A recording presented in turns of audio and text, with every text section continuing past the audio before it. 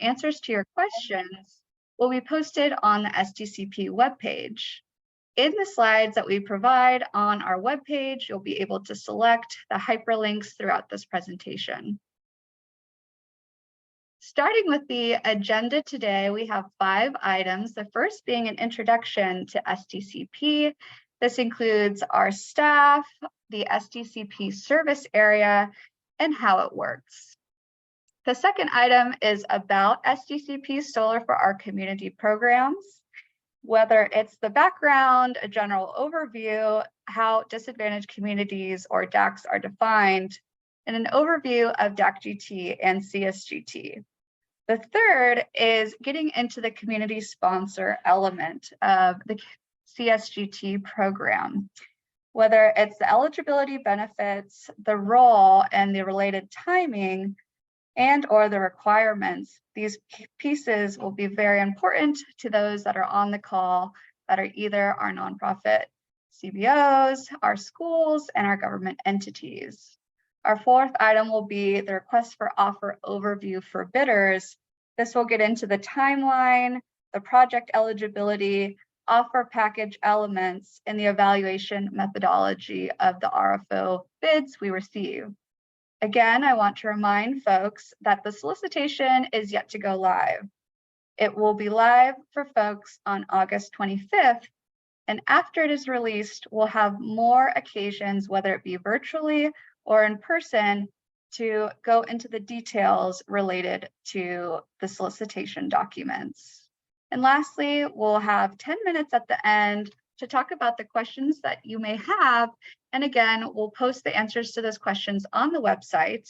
If you think of questions after this webinar, you can send them to my email, which again, I'll provide. And you can also attend the second webinar, though it will be duplicative to what we will be talking about today. So first, getting into an introduction of SDCP. I want to start off by introducing my esteemed colleagues. And Cia, would you like to start? Absolutely. Good afternoon, everybody. My name is Cia Malis Crespo. I am the Community Engagement Manager here at San Diego Community Power, supporting our Solar for Our Communities efforts from an outreach and engagement perspective. Turning it over to Morgan. Thank you. Afternoon all, my name is Morgan Adam. I'm the Senior Manager of Local Development here at San Diego Community Power.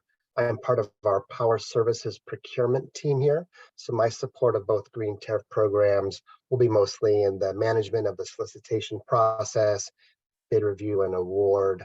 And most of what I'll be discussing during the webinar will be directed to the developers interested in submitting offers. And again, my name is Tessa Tobar, and I'm going to be your lead for the DAC GT and CSUT programs, or Solar for Our Communities programs. Victoria? Hello, my name is Victoria Brunica. I use she, her pronouns. I'm a program associate for San Diego Community Power, and today I'm going to be supporting with any technical support that's needed. Wonderful. I'm going to hand it back over to Cia. Yes. So before we get started, we wanted to walk through some key details about San Diego Community Power. San Diego Community Power is a not-for-profit public agency formed in 2019 that since February 2022 has provided reliable and affordable electricity to customers across the cities of San Diego, Chula Vista, Encinitas, La Mesa, and Imperial Beach. In addition, we have recently enrolled a national city as well as the unincorporated territories of the County of San Diego to total 1 million customers served. Please note that sovereign tribal nations in San Diego County currently are not served by San Diego Community Power. Once fully launched, however, San Diego Community Power is on track to become the second largest CCA, or community choice aggregator, in California. I wanted to take a moment to recognize as well and appreciate the tireless advocacy and support from local leaders, residents, community-based organizations, and other community choice aggregators in our state throughout our development process. The work of San Diego Community Power is key to achieving our collective goals around 100% renewable energy as soon as feasibly possible, as outlined in the climate action plans of several of our member agencies. Next slide, please. San Diego Community Power, as I mentioned, was formed to purchase energy on behalf of its communities. This means that San Diego Community Power is different from traditional investor-owned utilities in that it does not own or operate the energy grid. That is still handled by San Diego Gas and Electric here in San Diego. Instead, SDCP purchases the energy needed to supply its customers by contracting directly with renewable energy providers. This introduces competition and more local control in the energy market, allowing SDCP to negotiate for cleaner and more local energy at competitive rates, and to reinvest revenues in community projects and programs. As a community provider of clean electricity, SDCP has the opportunity to support energy efficiency and decarbonization programs, develop more local renewable energy resources in the San Diego region, and invest in innovative clean technologies and energy-related job training. SDCP does this through a board of directors that includes one elected official from each member agency and is supported by a community advisory committee that includes 2 community representatives from each of our member agencies. Today, however, we would like to learn more about who is joining us here in this webinar and to whom this opportunity to partner with San Diego Community Power may be interesting too. So our team will be launching a very brief poll, and I'll turn it back to Tessa to walk us through the results. Thank you so much, Sio. So this first poll, as we introduced ourselves, we want to learn a little bit more about who is joining us on this lovely Friday afternoon. Again, we invited eligible nonprofit community-based organizations, schools, and also government entities, as well as solar developers. So we'll give just a minute for those responses to roll in. The second question is also where your organization is based. This question is tailored towards the potential community sponsors. So again, our nonprofit, CBOs, government entities, and schools.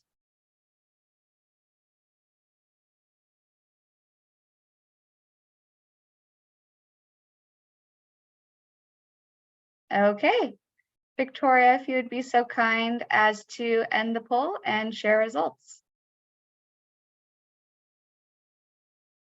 All right, so it looks like we have quite a few solar developers here and also our nonprofit CBOs. Thank you so much for attending. And again, we'll be having another webinar. And for folks that you want to inform about this opportunity, again, they can visit our webpage and rewatch the recording, the slides, the hyperlinks, and the FAQs that will come from this webinar. Thank you for participating. Moving right along, our second agenda item was to talk about SDCP's Solar for Our Communities program. We're going to start with a background of how this came to be. So back in 2018, the California Public Utilities Commission approved a decision which created the Disadvantaged Communities Green Tariff, or DAC GT, and the Community Solar Green Tariff, or CSGT programs. Again, SDCP refers, when we're referring to both of these programs, we call them the SDCP Solar for Our Communities. In 2021, SDCP was allocated the largest allocation in the state. We have 14.39 megawatts for DAC GT, and we have 4 megawatts for CSGT. In 2022, SDCP filed with the CPUC a Tier 3 implementation advice letter. I encourage you all to select the hyperlink when the slides are available so that you can get into those details of what it all includes. And SDCP was approved by the CPUC to be program administrators to implement these 2 programs. This is SDCP's first RFO that will be released for these 2 programs, and we expect to fill our eligible program capacity allocation under multiple RFOs. The naming convention can be a little bit confusing. So this SDCP Solar for Our Communities brand will be used with our customers. However, these are CPUC funded, designed, and named programs, and the solicitation materials reference the CPUC approved programs as DAC GT and CSGT. So these names are used throughout this presentation. A general overview as to why the CPSC designed these programs was really to increase renewable energy generation among the residential customers located in disadvantaged communities, or DACs, per the Callen-Virus Green 4.0. So for our residential customers, families that maybe can't afford to put solar on their rooftops, perhaps they're renters and they don't own a home, this allows for those customers to receive 100% renewable energy for eligible residential customers that are eligible for the California Alternate Rates for Energy or CARE, or Family Electric Rate Assistance Program, or FARA. These are both state programs, and if you're eligible, we would certainly like folks to enroll in these as they provide a 20% overall discount. It also provides additional savings. 20% is going to be tailored off their otherwise applicable tariff, or OAT.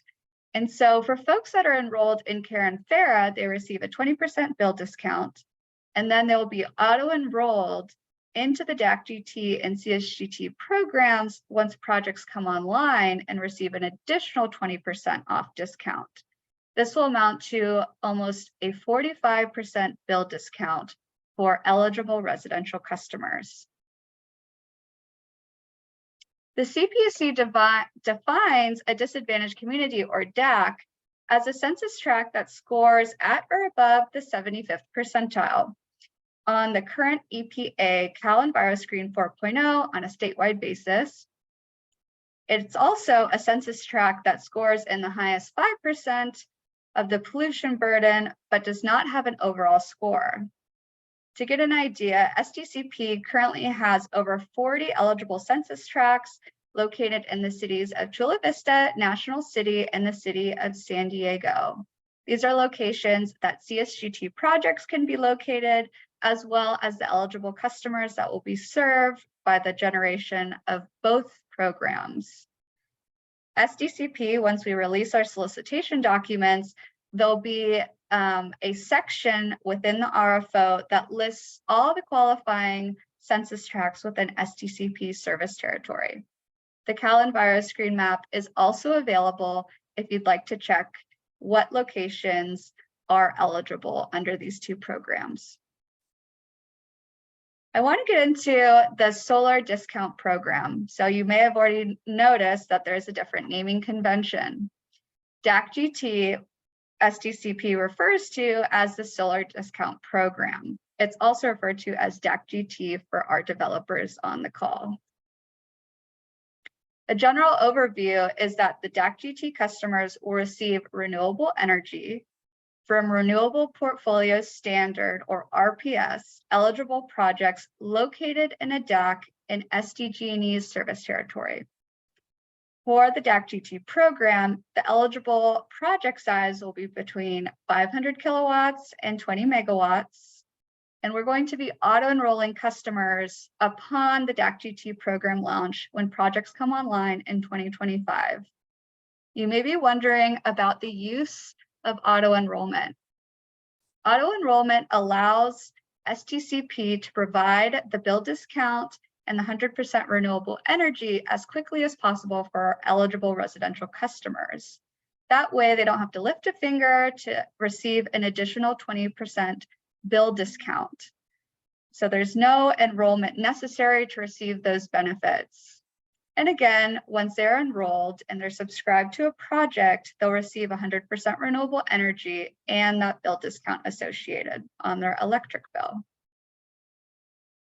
For the Community Solar Program, or CSGT, the overview is that the CSGT program allows those eligible residential customers to access renewable electricity produced by a CSGT project for up to 100% of their electric usage.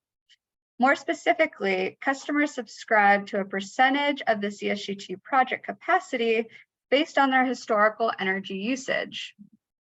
A key difference between the Solar Discount, or DAC GT program, compared to the Community Solar, or CSGT program, is that the project must be physically located within an eligible DAC and located within 5 miles of benefiting customers' census tract. The maximum size of the project is 3 megawatts, though there is no minimum. And the second key difference between DAC GT and CSGT is that CSGT projects must have a community sponsor. Again, those community sponsors are nonprofit CBOs, local government entities such as JPAs, municipalities, SDCP member agencies, and more. The community sponsor sponsors a CSGT project on behalf of those residents. Let's get a little bit more into what an eligible project could look like. For an example, in this diorama, you have the community sponsor. The community sponsor must be located in an eligible DAC within 5 miles of the project site that is also cited in a DAC.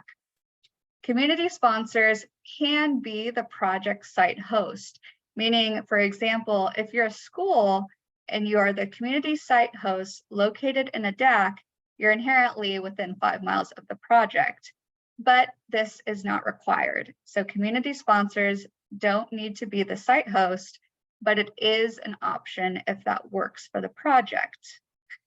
The project site could be the solar arrays on a rooftop or ground-mounted solar. And again, it has to be located in a DAC. For enrolled SDCP customers, the customers are also located in a DAC, and they need to be within 5 miles of the project site. Once 50% of the allocation of customers is enrolled, then we'll go about enrolling non-low income customers, but our priority will be to serve those who are first.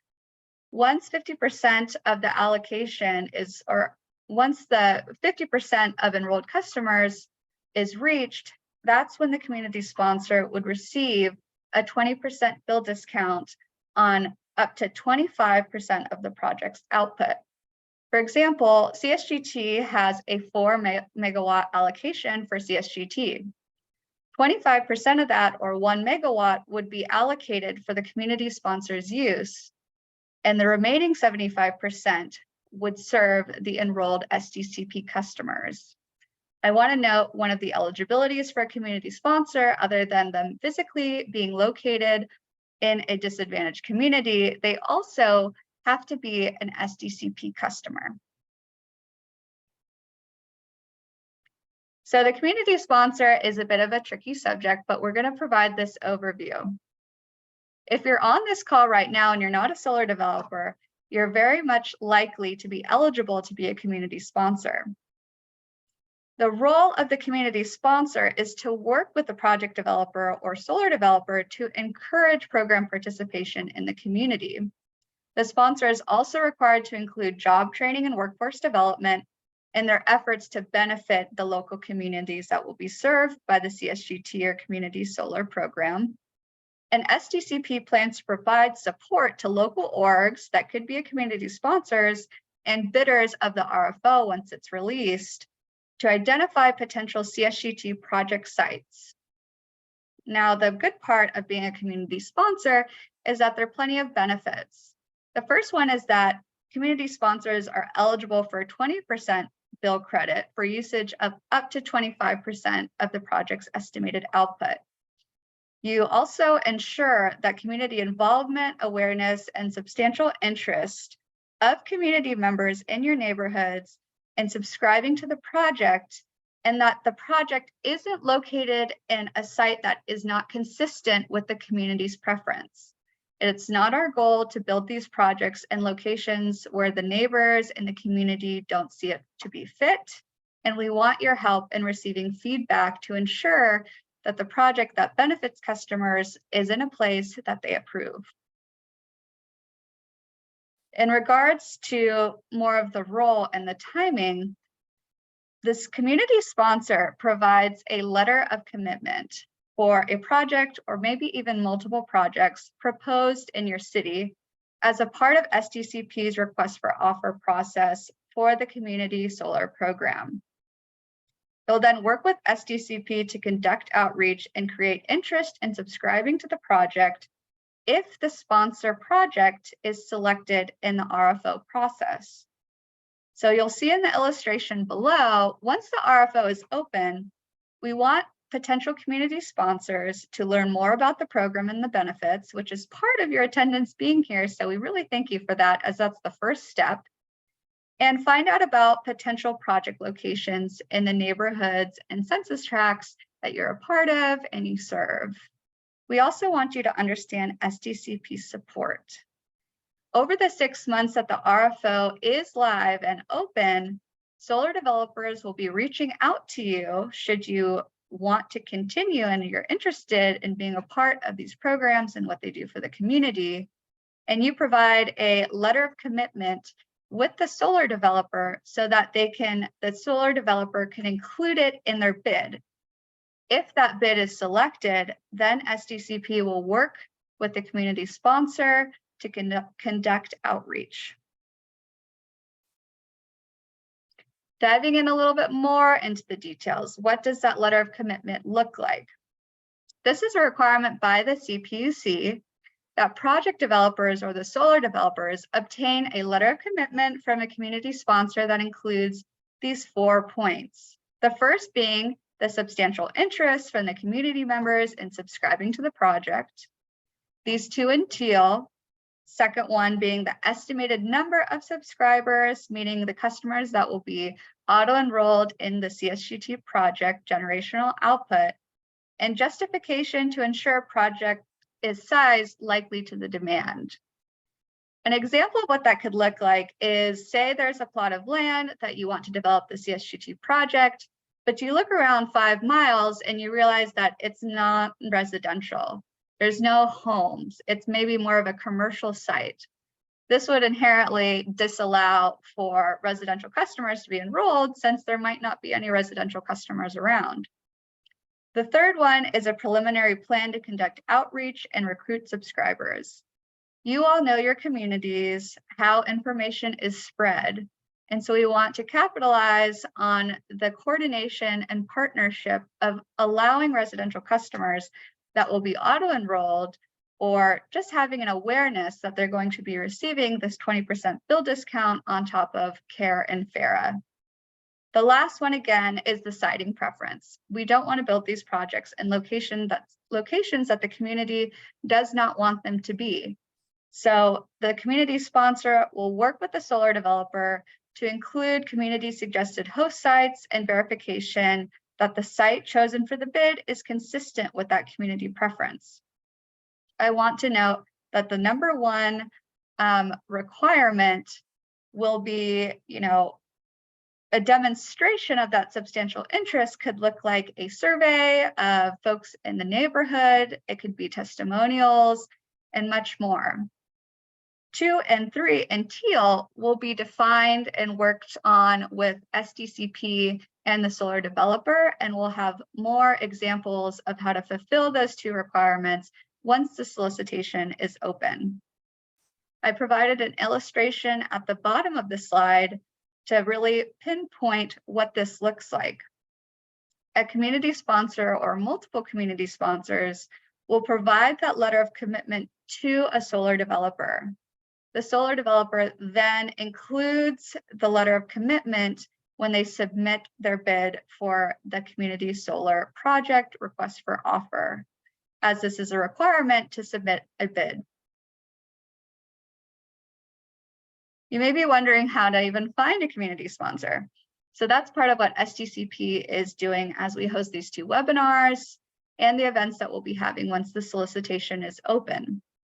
With the potential community sponsors' permission, SDCP would like to post a list of organizations that respond to the sign-up form that's currently hosted on our website. You'll notice the illustration at the bottom is what it will look like when you visit the website, and it is linked so that that contact information can enable entities to locate potential partners in their area. Again, that's the website link.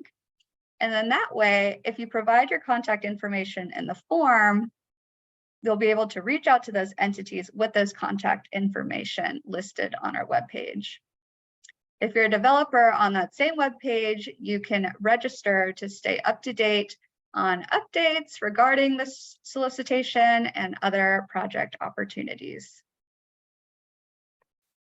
This slide is an illustration of the differences between DAC GT and CSUT, as they're quite similar, but there are some key differences. I'm not going to read everything on this slide for you, but just know it's available. You might be wondering how many people could be served by these two programs, as megawatt allocations is a bit difficult to digest. But with those allocations, we're expecting to serve almost 7,000 eligible residential customers with DAC GT, or the solar discount program, and almost 2,000 with the community solar or CSUT program. And I'm going to go ahead and hand it off to Morgan to go over the RFO overview for our bidders. Thank you, Tessa. Again, this section will mostly be of interest to prospective bidders on the call today. Next slide.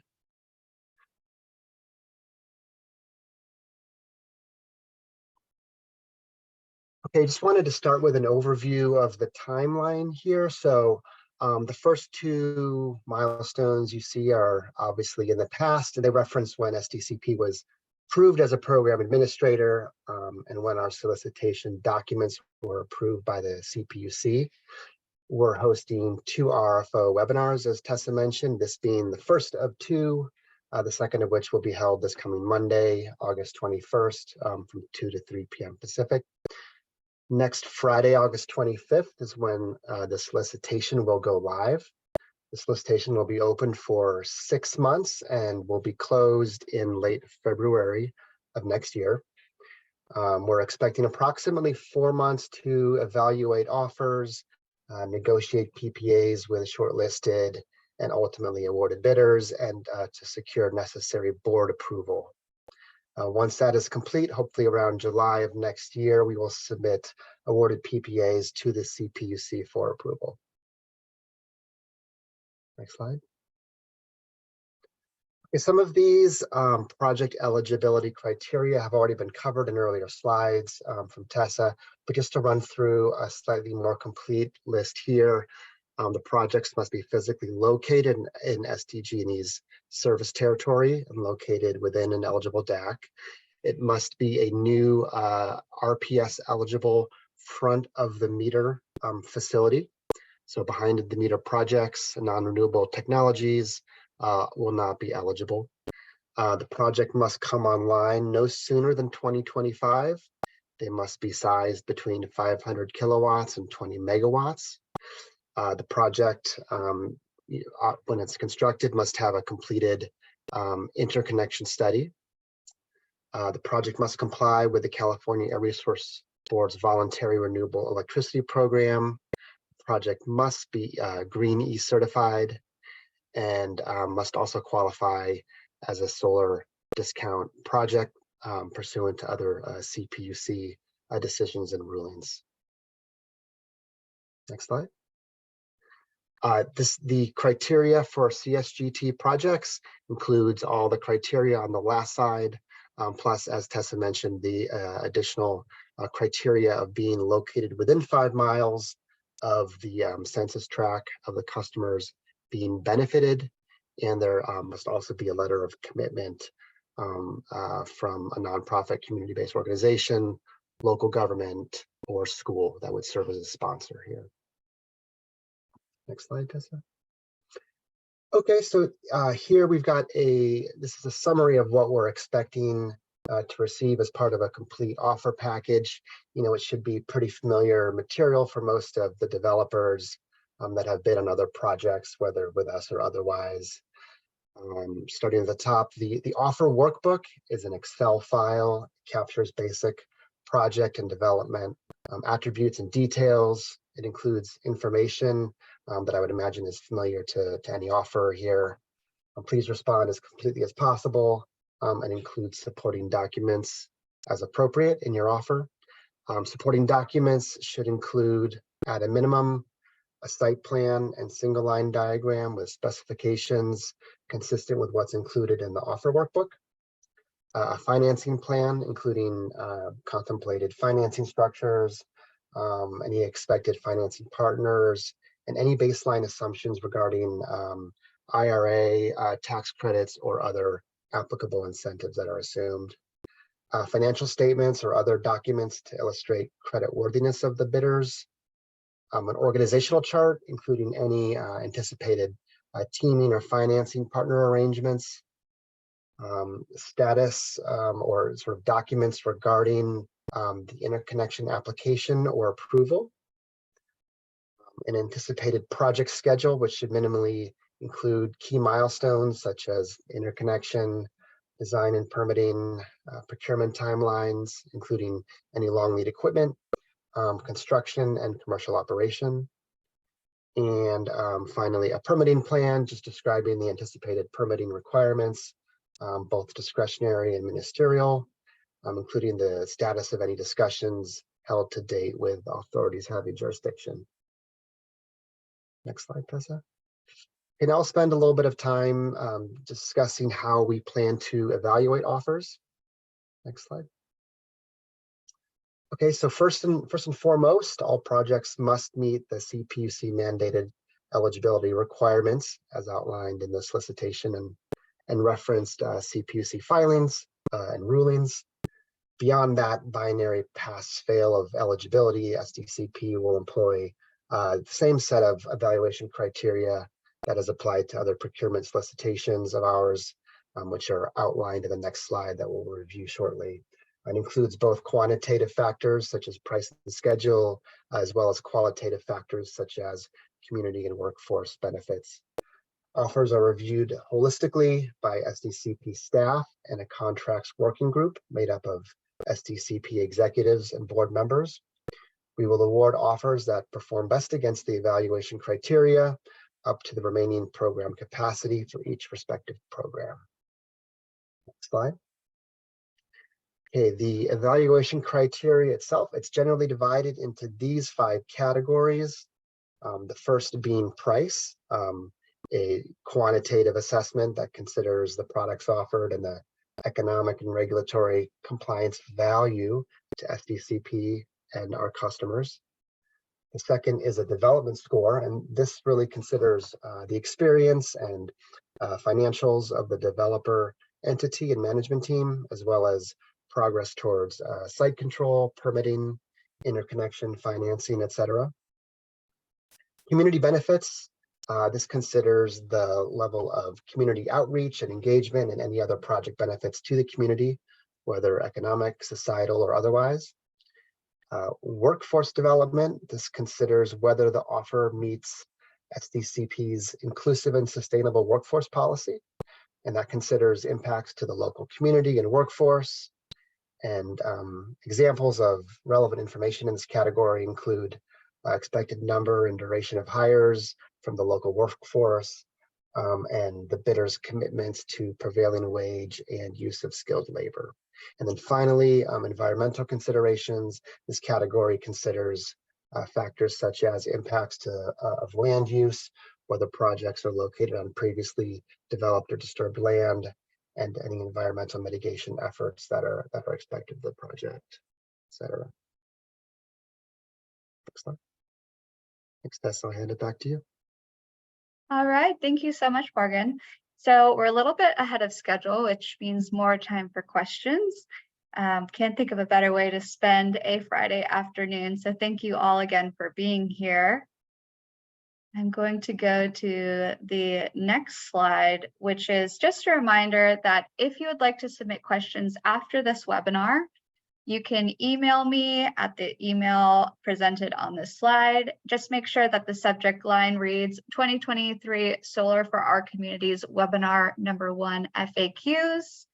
I want to remind folks that the solicitation is not yet open. It will be in August 25th of this year. So it's coming up quite soon. And for more of those technical questions, potentially from solar developers, we'll be hosting more webinars and things of that nature. We'll have a timeline where you can submit questions related to the solicitation document.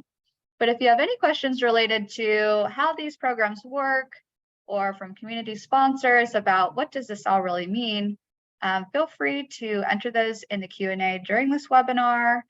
And I also invite you to go to our second webinar. It'll be covering the same information. It'll be next Monday from 2 to 3 p.m. and we can share how to register with you and a follow-up email. But we also have the registration linked on our Solar for Our Communities SDCP webpage under the programs toolbar at the top of the website. Questions rather that I receive to my email, I will post the answers to those questions on the website periodically as questions come in. And again, I'd like to note that folks can register, particularly developers, to stay up to date on SDCP project opportunities. The second sign-up form is for those potential community sponsor organizations, the CBOs, government entities, and schools. When you fill that form out, you're letting us know that you would be amenable to solar developers reaching out to you to partner and work together to find those eligible site locations, as well as provide that letter of commitment so that the solar developer may submit an eligible bid. And at any time, please visit the SDCP solicitations page when the solicitation goes live, and the Solar for Our Communities webpage regularly for updates. I'm going to go back. Oh, that's not what I wanted. But I'm going to pass it over to Victoria to pull up any of the questions that we received so that Morgan and I can go ahead and answer them to the best of our abilities. Absolutely. And I'll launch them as they came in. So the first one is, are community sponsors responsible for customer acquisition, kind of like auto-enrolling DAC GT? That's a very good question, and thank you for asking it. So SDCP will be auto-enrolling customers for DAC GT and CSGT, the solar discount program and the community solar program. So it's not as though the community sponsor will be going door to door and asking folks to enroll through a form or otherwise. We want to make it as simple as possible and the quickest possible feasible way for those eligible customers to receive the 20% bill discount. The key difference is that once the community solar project has enrolled the threshold of 50% of residential customers in a disadvantaged community that are eligible for Care and Farah, that's when SDCP can accept non-low income customers to enroll in CSGT. And that's when we will be leaning on the community sponsor so that we can increase that awareness within their community, in their neighborhoods, that they can join a wait list so that they can be added to the CSGT project once that 50% threshold is met. I hope that answers your question. Another question that I'm seeing is, will community sponsors be encouraged to get people in their area that 20% discount? That's another really good question. So the use of auto enrollment allows us to provide that discount as soon as the projects come online, so that we're not waiting for eligible customers to have to fill out a form, visit our webpage, or anything of that nature, so that they can immediately receive that 20% bill discount and 100% renewable generation. So there's no need for the community sponsor to enroll customers in DAC GT and CSGT. But again, as I mentioned earlier, once CSGT reaches that 50% threshold of qualifying low-income customers, we will then have other folks that are within the disadvantaged community to enroll in CSGT. So in terms of customer acquisition to subscribing to the project, we'll be doing that once the 50% allocation of eligible customers is met, and SDCP will prioritize the other more vulnerable customer classes that would truly benefit from this discount.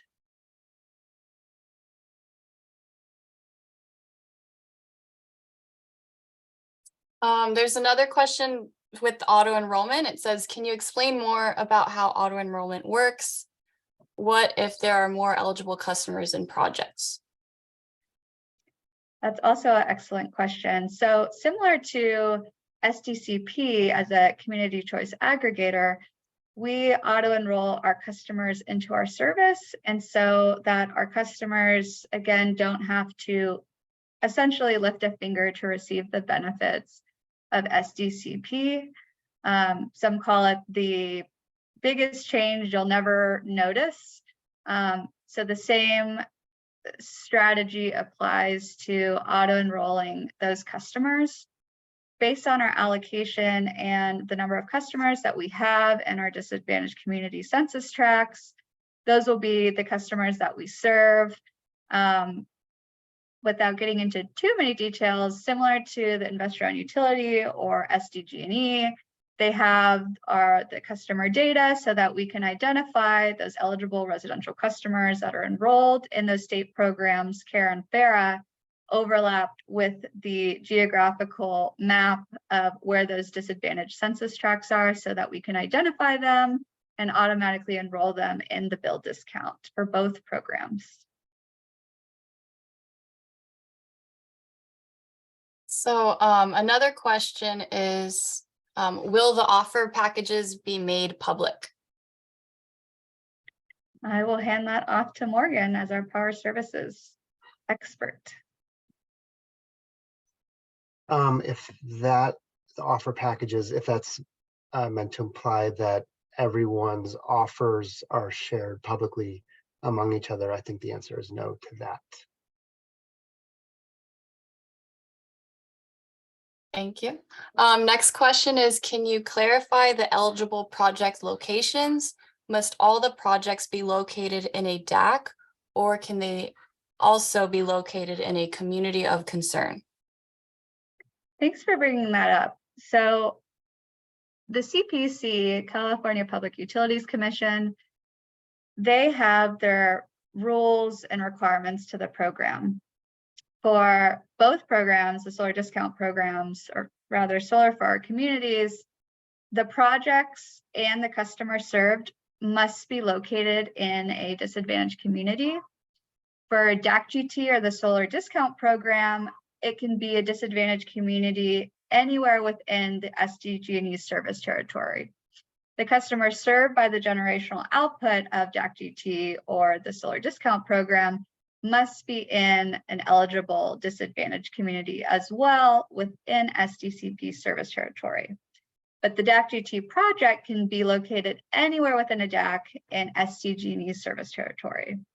For CSGT, because of the 5-mile proximity requirement, the CSGT or community solar project must be located in a DAC within SDCP service territory instead of the entire SDG&E service territory.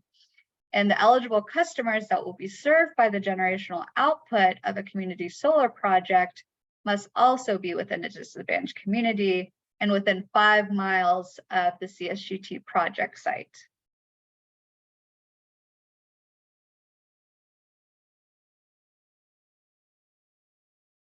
Another question, if a project reaches PTO prior to 2025, does it have to wait until January 1st, 2025? I think That's for Morgan. Yeah, there's a few answers, including that one that I attempted to answer online here. I'm not sure if everyone got that, but yeah, that's correct in terms of coming online.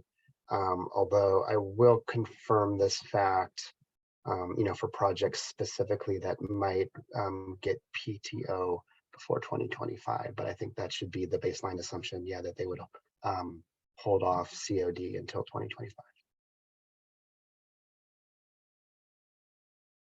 Thank you. And then I see one last question.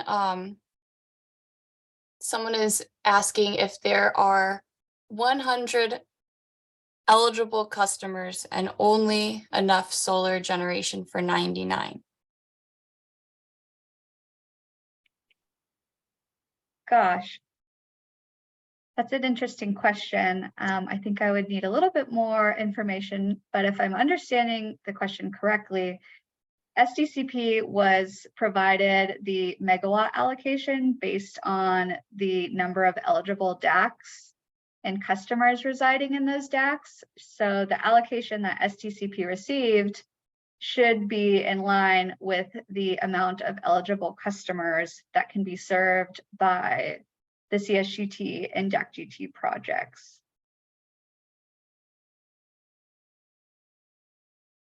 Thank you. And then one more question.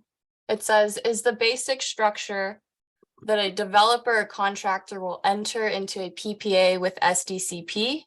And then I think their follow-up question is, as a developer or contractor, I want to understand the enrollment risk. Who takes that? I believe I just heard on the webinar that there is an auto enrollment process, but if we enter into a PPA with SDCP, we're also going to be responsible for finding subscribers. I can answer the first one, Tessa, and maybe you take two. So yes, that is correct. The basic structure is that SDCP would enter into a power purchase agreement with the developer.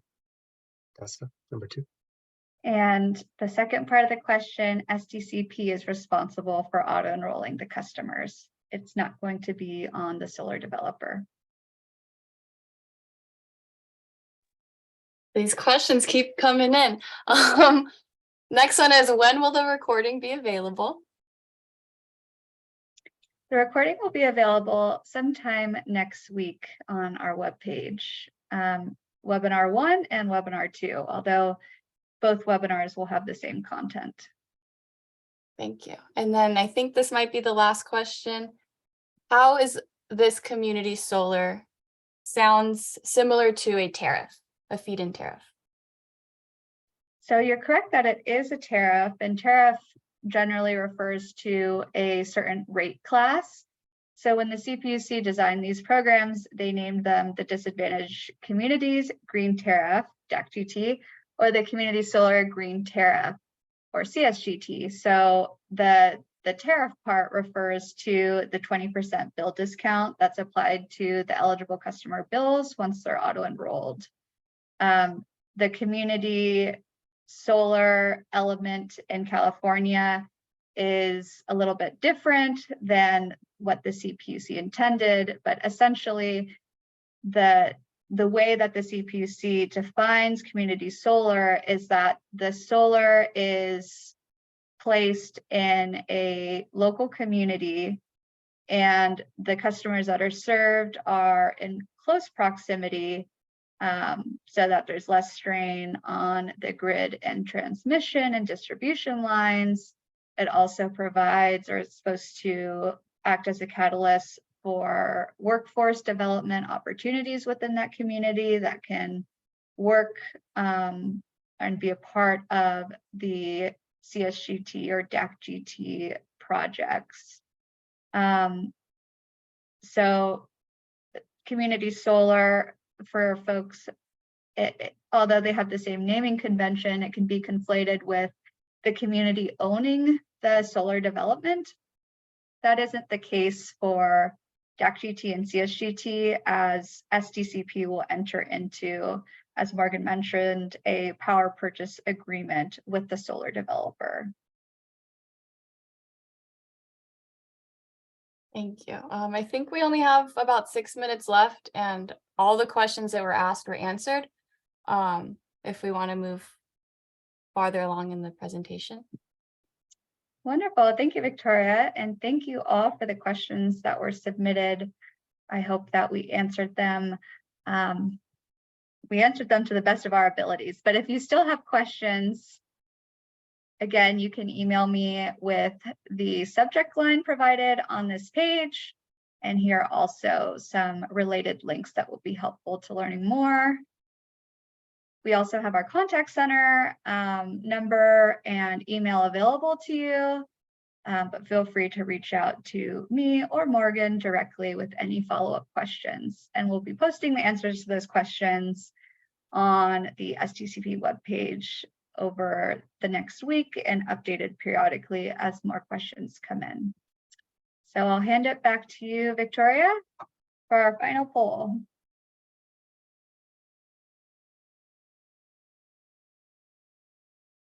So our final poll is just seeing if anyone here is interested in sharing their contact information. That way we can get these community solar programs in our communities. Okay, so we'll just give a second for that.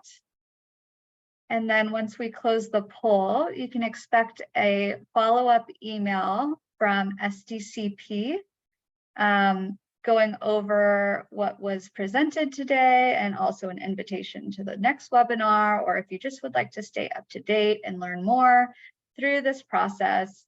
Again, we're very happy that folks joined our Friday afternoon webinar, and we hope that you learned a lot, and there's always opportunities to reach out to us to learn more. We hope to collaborate with folks and have these successful programs in the San Diego region to benefit our most vulnerable customers and to act as a catalyst for local generation of renewable resources in the San Diego region. All right. Thank you all for joining again, and I hope you have a lovely weekend. Bye all.